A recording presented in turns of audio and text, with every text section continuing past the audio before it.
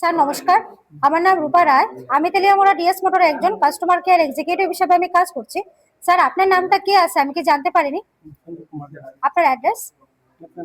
এখন বর্তমানে হিরোর কোন মডেলটা চালাইতেছেন? কোন জায়গাতে কিনা হয়েছিল?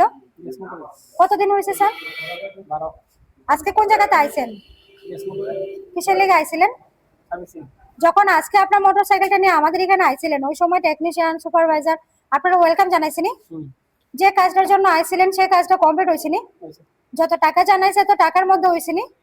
সময়ের মধ্যে কাজটা হয়েছিনি? আর বিলের কপিটা আপনারা হোয়াটসঅ্যাপে সেন্ড করে দেওয়া হইব স্যার। আর আজকে আপনার বুকিং রেখে আইছিলেন, আসার পরে আপনার একটা লাকি ড্র খেলানো হয়েছিল, ওই লাকি ড্রর মধ্যে কি পাইছেন?